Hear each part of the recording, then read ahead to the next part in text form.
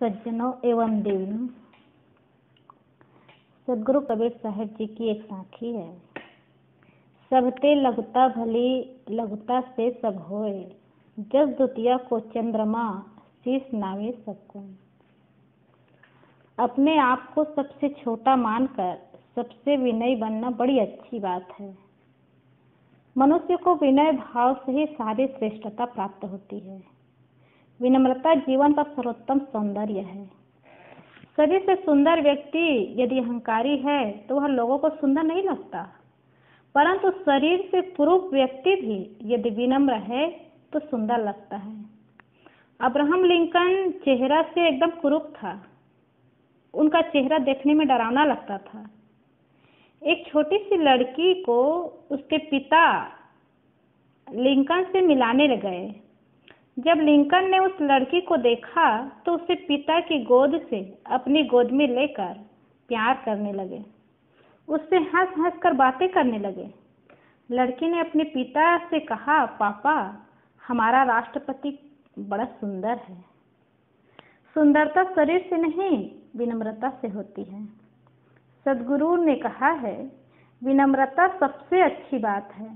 द्वितीया का चंद्रमा वंदनीय इसलिए होता है कि वह छोटा होकर चांदनी रात की शुरुआत करता है। उसके बाद वह दिन प्रतिदिन ज्यादा प्रकाशमान होता जाता है और संसार को दिनों दिन अधिक प्रकाश देता है। नम्रता दिव्य गुणों के वृक्ष का मूल आधार है। यह महान वशीकरण मंत्र है।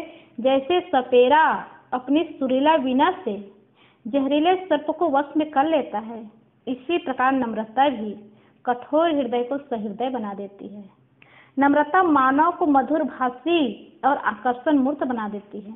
न केवल मानव को, वरन प्राणी मात्र और प्रकृति की प्रत्येक शक्ति ऐसे व्यक्ति की प्रिय और सहयोगी बन जाती है। विरोधी को गले लगा लेती है।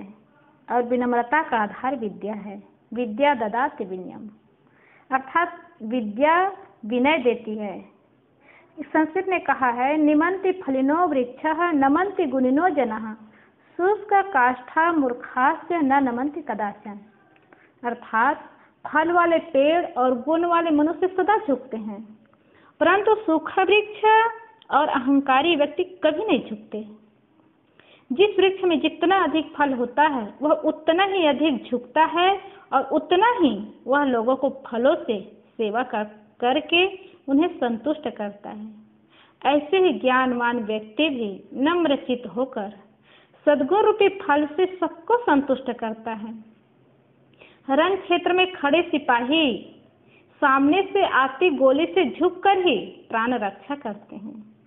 नल का मुख नीचे की ओर ही रहता है, तभी सबकी पिपासा शांत करता है।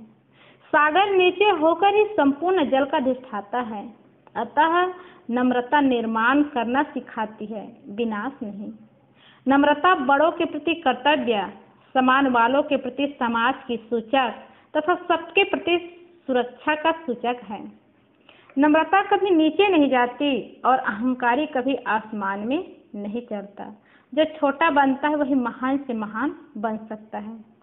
महाभारत में कथा आती है, युधिष्ठिर ने जब राज्य से यज्ञ किया तो स्वयं भगवान कृष्ण ने सबको ऊंचे ऊंचे कार्य देकर स्वयं के लिए सर्व विप्रजनों की जूठी पत्तले उठाने का कार्य स्वीकार किया।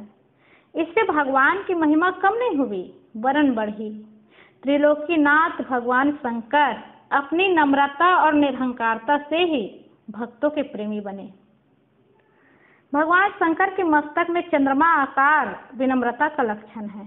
समुद्र मंथन से निकले विष को ग्रहण करना यह भी विनम्रता का ही लक्षण है। दुनिया उसी के सामने नतमस्तक होती है जो नम्र बनता है। जो नम्र नहीं होता वह तो मुर्दा के समान है। किसी ने कहा है, झुकता वही है जिसमें जान होती है, अकड़ना तो खास मुर्दे की पहचान होती है। जिंदा व्यक्ति का शरीर लोचदार होता है, किंतु मुर्दा अकड़ जाता है। महात्मा ईसा को उनके विरोधियों ने क्रास पर लटका दिया था, जिसके परिणाम स्वरूप बड़े कष्ट पूर्वक उनके शरीर का अंत हुआ। लेकिन जब तक उनकी जबान हिलती रही, वे अपने विरोधियों के लिए यही कहते रहे, हे प्रभु, इन्हें क्षमा कर, क्योंकि ये नहीं जानते कि हम क्या कर रहे हैं। ईसा के मारने वालों का कोई नाम नहीं लेता, किंतु महात्मा ईसा शरीर से मरकर भी आज अमर है। उनके प्रेम त्याग से भरी जिंदगी मानव को युगानुयुग तक प्रेरणा देती रहेगी। विनयी आदमी अपने आप को बड़ा होने का प्रदर्शन भी नहीं करता। रहीम कवि ने कहा है, बड़ा बड़ाई न करे, बड़ा न बोले बोल, रहीमन हीरा कब कहे, लाख टका मेरा मोल। हीरा अपनी कीमत का ढिंढोरा स्वयं नहीं करता। नम्र व्यक्ति अपनी प्रशंसा को भयंकर पाप समझता है। नम्रता के अभाव में सद्गुण दुर्गुण बन जाता है। अहंकार पोषित मानव क्रोध में आकर अपने आप को खो देता है। पुराणों में कथा आती है, अहम का चश्मा पहने भृंगु ऋषि जगत पालक विष्णु की चित्कार पूर्ण दशा को देखकर आग बबूला हो गया। वे रोज पूर्ण मुद्रा में दौड़े दौड़े विष्णु जी के पास गए। नित्य की भांति छत्र छाया बना गीता ज्ञान के अद्वितीय रहस्यों में विष्णु जी को जोर से लात मारी और उन पर बरस पड़ी। अच्छा आराम से सो रहे हैं, नीचे प्राणी हाहाकार कर रहे हैं। विष्णु जी ससम्मान उठे और भृंगु ऋषि का पांव पकड़कर सहलाने लगे। कहीं चोट तो नहीं लगी? दया, करुणा और नम्रता की त्रिवेणी ने भृंगु के हृदय में शांति और सद्भावना के नव संस्कार पुष्प अंकुरित कर दिए। इसीलिए कहा है, क्षमा बड़ेन को चाहिए, छोटे को उत्पात। क्या विष्णु की घटी गई जो भृगु ने मारी लाभ? नम्र हृदय ही वह सोने का बर्तन है जिसमें ज्ञान रूपी शेरनी का दूध समा सकता है। नम्रता का अर्थ गुलामी या दास्ता नहीं है। नम्रता से जो कार्य हो सकते हैं वह चतुरंगी सेना भी नहीं कर सकती। महात्मा गांधी जिस समय देश को आजाद किए उस समय उसके पास कौन सी सेना थी? अहिंसा, सत्य और विनम्रता की। ऐसा कोई नहीं हुआ जो अहंकार भी दिखाए और सफल हुए। एक फकीर से किसी मनचले युवक ने पूछा, साधु मेरा प्रश्न है कि नरक कौन जाता है? फकीर ने पूछने वाले से प्रति प्रश्न किया, कौन पूछता है? प्रश्नकर्ता ने अहंकार में अकड़ कर कहा, मैं। फकीर ने कहा, बस मैं ही नरक में जाता है। सच में यह मैं ही नरक ले जाता है। रावण की कहानी उसके अहंकार की कहानी है, जिसके राज दरबार में 10-10 दिक्पाल सेवकों की भांति हाथ जोड़े खड़े हो। उस महाबली लंकेश का वह वनवासी राम क्या बिगाड़ सकता था? बस उसका इतना अहंकार ही उसे ले डुबाया। इस तरह से हम देखते हैं कि अहंकार में जीवन दुखमय और नरकमय बनता जाता है। कंस अपने बल के अभिमान से चूर होकर निर्दोष प्रजा पर घोर अत्याचार किए। यहाँ तक अपने पिता को लोहे के पिंजड़े में कैद कर दिया, अपनी बहन को कारागृह में डाल दिया और अपने भांजों की निर्मम हत्या कर दी। जब कृष्ण युवा हुए तो उन्होंने कंस को मारा।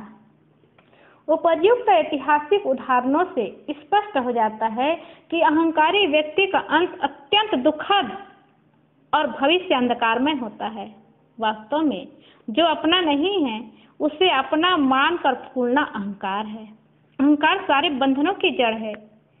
देह, गेह आदि सांसारिक प्राणी पदार्थों में मैं मेरा मान लेने के बाद ही सारे बंधन बनते हैं और सारे दुखों की उत्पत्ति होती है। एक चीनी संत ने अंतिम समय में अपने शिष्यों को बुलाया और कहा, तनिक मेरे मुंह में तो झांको और देखो कि कितने दांत हैं। प्रत्येक शिष्य ने देखा और कहा, गुरुदेव दांत तो कभी के टूट गए हैं, मुख में तो एक भी दांत नहीं है। गुरु ने पूछा, जिभ्या तो है ना? शिष्यों ने कहा, हाँ। तब गुरु ने कहा, दांत बाद में आए और पहले चले गए, जिभ्या जन्म से आई और मरते तक रही, आखिर ऐसा क्यों? शिष्यों को मौन देखकर संत ने रहस्य खोलते हुए कहा, कठोरता अल्पजीवी होती है और मृदुता दीर्घजीवी। दांत कठोर होते हैं अतः जल्दी ही टूट जाते हैं। जिभ्या मृदु होती है, उसमें एक भी हड्डी नहीं होती, इसलिए वह जीवन के अंतिम क्षणों तक रहती है। इसलिए हमें भी चाहिए कि हम मृदु बने, सरल बने। विनय ही उन्नति का सोपान है, विनय ही जीवन का धर्म है, विनय ही शून्य से पूर्ण होने की यात्रा है और विनयशील व्यक्ति ही जीवन में समस्त संपदाओं को सहज में ही प्राप्त कर लेता है। इसीलिए कहा गया है विनयो मोक्षम द्वारः, अर्थात विनय ही मोक्ष का द्वार है। जीवन में विनम्रता बहुत बड़ा सद्गुण है। देखते हैं बड़े बड़े महापुरुष आए, श्री राम का चरित्र विनय पूर्वक चित्रित हुआ है। रोम सम्राट अब्राहम लिंकन अपने विनय में ही जगत प्रसिद्ध है। भगवान बुद्ध है, महावीर स्वामी, सद्गुरु कबीर, ईसा, सुकरात विनय के मूर्तिमान स्वरूप थे। जो भी महान हुए, जो भी महापुरुष हुए, वो अपनी विनम्रता से ही महान हुए। भारत में एक प्रथा है कि भक्तजन पहले देवताओं की विभिन्न मूर्तियां बनाते, सजाते, पूजते और फिर निश्चित दिन पर सामूहिक रूप से हर्ष और उल्लास के साथ पानी में विसर्जन कर देते हैं। वास्तव में विसर्जन तो अपने अहम का होना चाहिए। मिटा दे अपनी हस्ती को, अगर कुछ मर्तबा चाहे दाना खाक में मिलकर गुले गुलजार होता है। अगर मिटाना ही है तो अपने अहंकार को मिटाए, ताकि वो दाना मिट्टी में मिल करके गुले गुलजार खिले।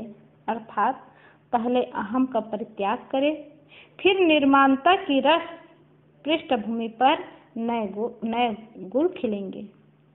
और ये विनम्रता संत गुरुजनों के पास आने से, सत्संग करने से, जीवन में ज्ञान होने से होता है।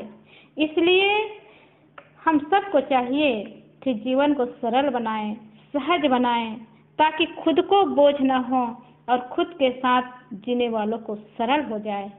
तो जीवन में ये बहुत बड़ा सद्गुण है और वही सद्गुण वही ग्रहण कर सकता है। सदगुरु कबीर ने कहा है, जहाँ गाहक ताहू नहीं, होता गाहक नहीं।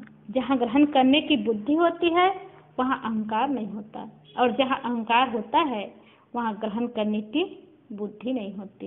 इसलिए सरल हो, सहज हो, विनम्र हो और विनम्रता का जीवन जिए तो हमारा वर्तमान का जीवन सुंदर और सुखमय होगा और भविष्य भी अच्छा संस्कारित होगा। इसलिए हम सबको चाहिए कि सुंदर जीवन मिला हुआ है, इस जीवन का सदुपयोग करें। और सदुपयोग तभी कर सकते हैं जब सरल होकर के, सहज होकर के जीवन जीना शुरू करेंगे।